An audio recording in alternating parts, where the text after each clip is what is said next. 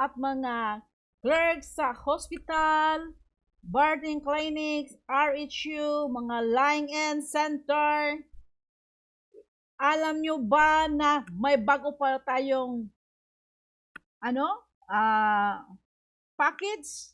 Nag-start po yan ng February 14, 2024 na admission.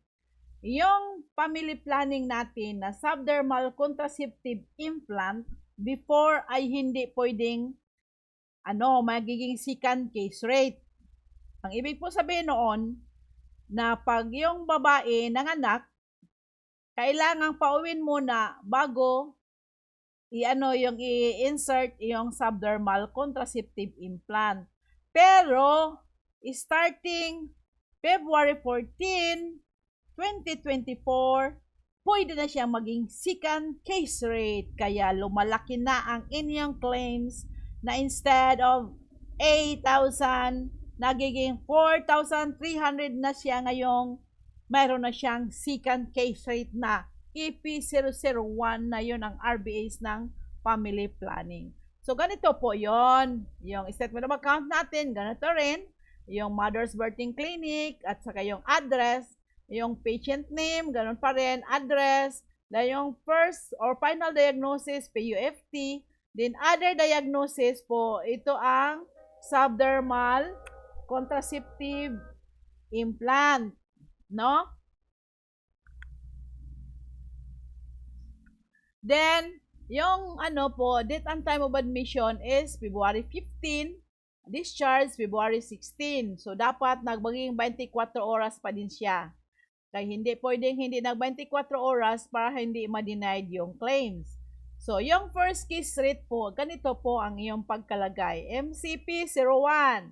At saka yung second case rate, EP001. No? Ganito po ang presentation. So, yung first case rate, ito ang MCP01 na 6,240 para sa facility. Then, 4,160 para sa professional fee, para sa mga midwife, at saka sa doktor or doctor. So, a total of 10,400.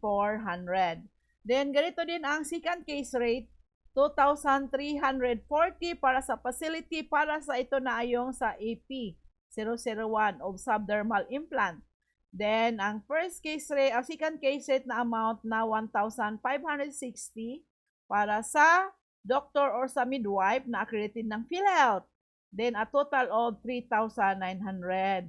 Ganito po ang presentation natin. Presentation, first case rate, ang MCP01, second case rate, ang family planning na family implant, no?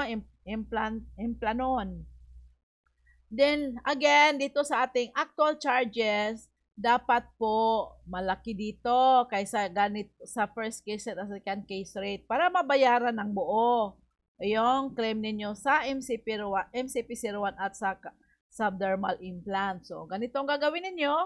So, ang ginagawa ko lang is equal ko na lang yung first case rate at second case at saka yung actual charge. But, pwede kayong magdagdag dito. Pwede nyong more than ninyo sa 8,580.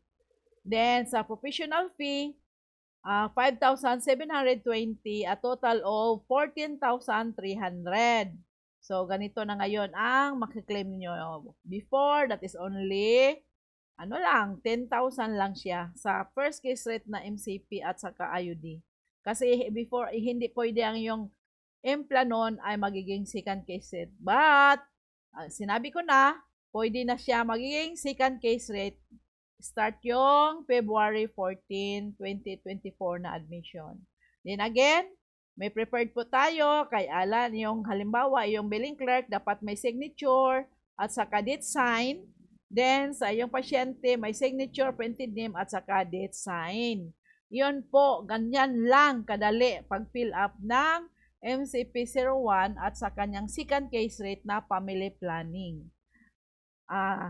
Nakuha ba ninyo mga busy? Pwede kayong magtanong sa akin, mag-comment lang kayo para maano ko kayo, maturuan ko kayo.